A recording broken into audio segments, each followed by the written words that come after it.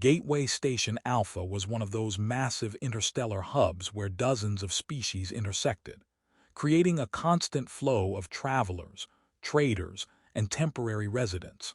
Among the regular visitors were groups of young Sithrani who frequented the entertainment districts and social areas, enjoying the cosmopolitan atmosphere that their more traditional homeworld couldn't provide. The Sithrani were an elegant species with bioluminescent patterns along their skin that shifted colors with their emotions, empathic abilities that let them sense feelings in others, and a culture that valued social connection and emotional authenticity above most other traits. Lissa Rintari was part of one such social group, 24 in Sithrani years, confident, socially adept, and known among her friends for her willingness to engage in harmless pranks and social experiments. Her friend group had developed a game they played occasionally, approaching members of other species in social settings and observing how they reacted to unexpected Sithrani attention. It was meant to be harmless fun, watching the awkward responses of people caught off guard. The game had rules. Be polite, don't cause actual harm, and back off immediately if the target seemed genuinely uncomfortable rather than just flustered. One day, Lissa and her friends were in a crowded station cafeteria when they spotted a human man sitting alone, reading something on a data pad, clearly minding his own business. Humans were relatively new to this sector, and Lissa's group had limited experience with them. One of her friends suggested that Lissa should approach the human as their next target, sit with him, see how he reacted to unexpected company, observe whether he got flustered or tried to impress her. Lissa agreed, viewing this as harmless entertainment. She approached the human's table and asked if the seat beside him was taken. The human, whose name she'd later learn was Marcus Chen, looked up from his data pad, assessed the situation briefly, and simply said it's free before returning to his reading. Lissa sat down, close enough that it would be considered intimate proximity in Sithrani culture. She expected him to react, to become flustered, to try to start conversation, to show obvious signs of being affected by her presence. Instead, Marcus continued reading. He wasn't ignoring her rudely. He simply didn't seem to think her sitting near him required any particular response. This was unusual enough that Lissa became more curious. She tried conversational gambits, commenting on the crowd, asking what he was reading, making observations about the station. Marcus responded politely but briefly. His emotional state, which Lissa could sense through her empathic abilities, reading as calm, mildly curious, but fundamentally unperturbed by her presence. There was no spike of attraction, no anxiety, no attempt to impress her or get her to leave. He was just there, comfortable with her proximity, treating her presence as neither particularly positive nor negative. This was fascinating because most species reacted strongly to Sithrani proximity. Their empathic abilities created subtle emotional resonance that most beings found either attractive or unsettling. Marcus seemed to experience neither. He was just calmly present, emotionally stable in ways that created interesting contrast to usual reactions. What Lissa didn't know was that Sithrani biology had a specific bonding mechanism that activated under particular conditions. When a Sithrani spent extended time in close physical proximity to someone whose emotional state was calm, honest, and stable, it could trigger a bonding response, a deep biological and psychological connection that Sithrani culture recognized as the foundation of life partnerships. The bonding response was rare because it required specific conditions, close proximity, extended duration, and the right emotional resonance.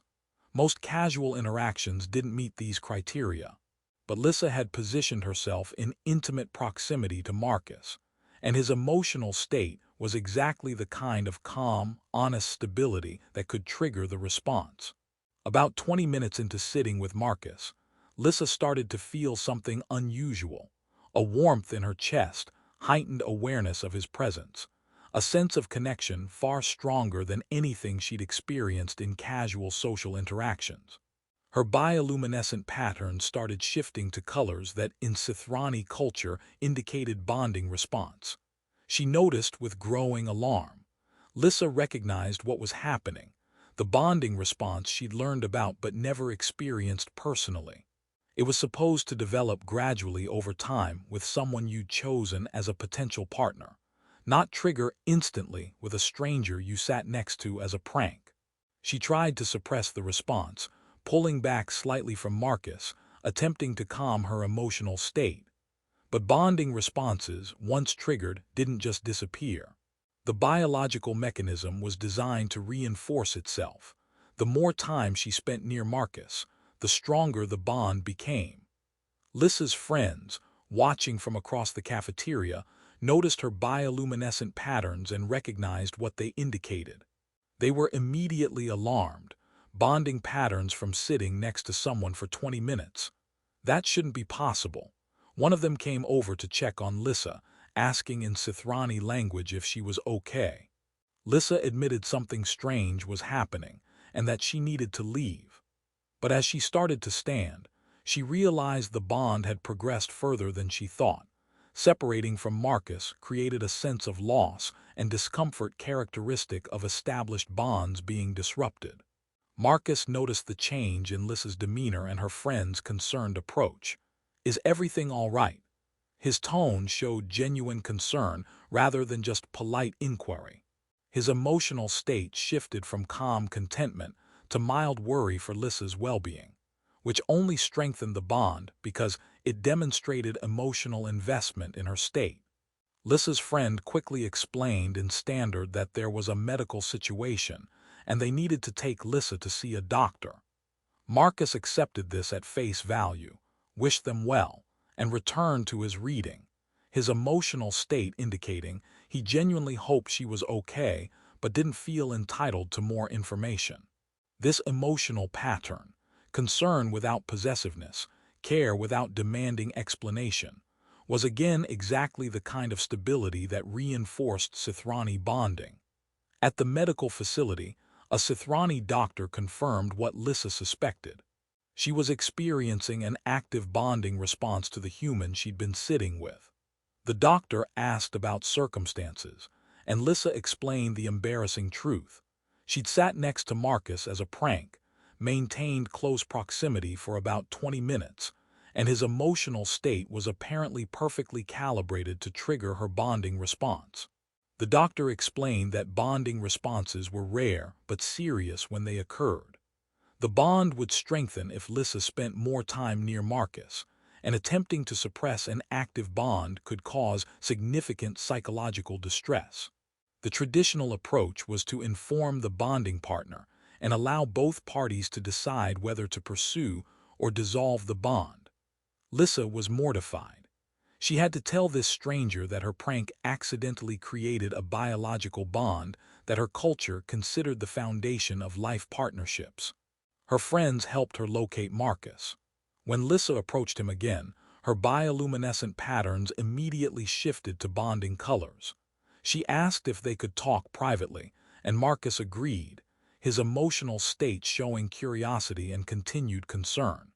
In a quiet corner, Lissa explained Sithrani bonding mechanisms, admitted that sitting next to him was meant as a harmless prank, and confessed that his emotional state somehow triggered her bonding response. She was clearly embarrassed, explaining she never intended this and would understand if he wanted nothing to do with her or the bond. Marcus processed this information with the same calm he'd shown throughout. He asked clarifying questions about how the bond worked, what obligations it created, what would happen if they ignored it versus acknowledged it.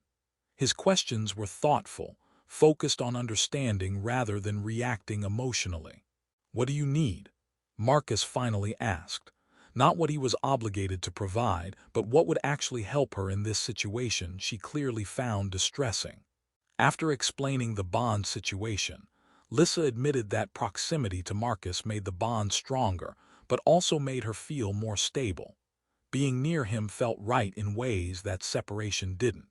But she didn't want to impose on his life or force obligations he never agreed to. Marcus considered this. We should spend some time together, get to know each other as people rather than as accidental bond partners. Figure out whether this is something we both want to pursue or something we need to dissolve through formal procedures.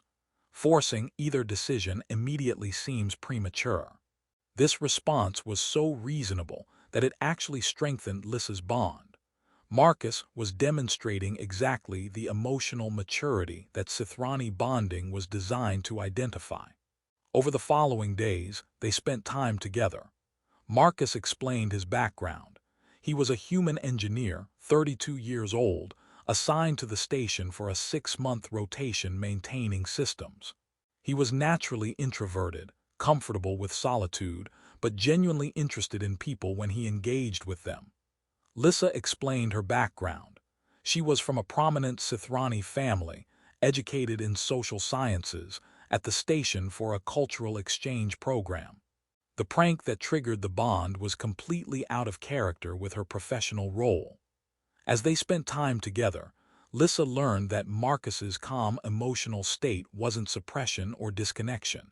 It was genuine comfort with himself and his situation.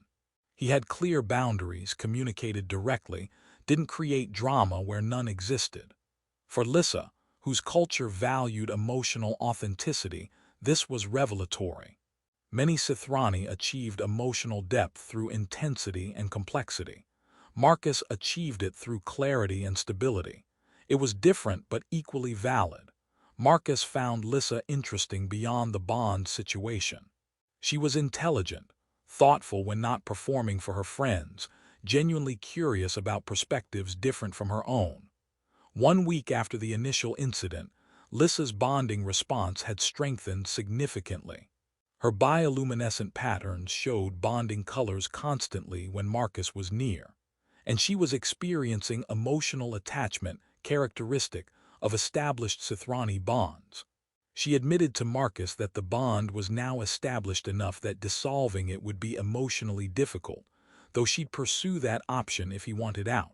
Marcus's response was thoughtful. "I don't want out. I've enjoyed getting to know you, and I'm curious about where this could go. The bond may have formed accidentally, but that doesn't mean it's unwanted." He asked what acknowledging the bond would mean practically. Lissa explained that acknowledged Sithrani bonds were similar to human marriage, a commitment to partnership, mutual support, and building a life together. Bonds didn't require immediate dramatic changes, but they established the relationship as a priority. Marcus asked directly, "Setting aside how the bond formed, do you actually want to pursue a relationship with me? Are you interested in me as a person, or only considering this because of biology you can't control?" Lissa's answer was honest. The bond was definitely biological initially, but getting to know you this past week has made me realize I genuinely like you, respect you, and am interested in building something real. The bond may have formed accidentally, but my feelings are now based on actual knowledge of who you are. Marcus smiled. "Then let's acknowledge the bond. We'll figure out the details as we go." They decided to formalize the bond according to Sithrani custom, which involved a ceremony with witnesses. The ceremony was small, attended by Lissa's friends, still shocked by how their prank evolved, and a few of Marcus's colleagues. During the ceremony, both spoke about how they came to be bonded. Lissa admitted the embarrassing truth about the prank, and Marcus explained his decision based on getting to know Lissa as a person. The honesty of their testimony strengthened the bond's legitimacy in Sithrani cultural terms. After the ceremony, they began actually building their partnership. There were practical complications. Marcus's assignment was temporary. Lissa's program had months remaining, and they needed to align their lives geographically and professionally. But they approached these complications with straightforward problem-solving. Identify constraints, explore options, make decisions based on what they both wanted. 3 months after the bonding ceremony, Lissa's friends reflected on how dramatically their prank had backfired. What was meant to be harmless fun about making a human uncomfortable became a legitimate life partnership that seemed to be working remarkably well. Lissa had changed, more thoughtful, less focused on performing for social approval, more comfortable with direct communication. The influence of Marcus's straightforward approach had affected her positively. Marcus had also changed, becoming more socially engaged, more willing to express emotions he previously kept private. Lissa's emotional openness had affected him positively. 6 months after the initial prank, Marcus's assignment was ending. He and Lissa had decided she'd complete her cultural exchange program and then join him at his next posting. They'd negotiated professional arrangements that would allow both to continue their careers while maintaining their partnership. The story ended with Lissa reflecting on the absurdity of how they met. She'd sat next to Marcus to make him uncomfortable for entertainment, and instead triggered a bonding response that changed her life's trajectory. What was meant as mockery became the foundation of her most meaningful relationship. She'd learned that emotional stability and quiet kindness were their own forms of strength, that bonds formed accidentally could become genuine partnerships through conscious choice, and that sometimes the most important connections began with circumstances neither planned but both chose to honor. Marcus reflected that he'd been contentedly alone, reading technical manuals, when a beautiful alien woman sat next to him as a prank. He could have been annoyed, could have asked her to leave, could have rejected the bond when he learned about it. Instead, he'd approached the situation with calm pragmatism, assess the situation, identify what's needed, work toward solutions that benefit everyone. That approach had given him a partner, a connection to another culture, and a relationship that enriched his life in ways he hadn't anticipated. A reminder that connections can form through unexpected circumstances, that responding to surprising situations with kindness, rather than rejection, can create opportunities for genuine partnership, and that sometimes what begins as mockery or accident can become something real when both people choose to see possibility rather than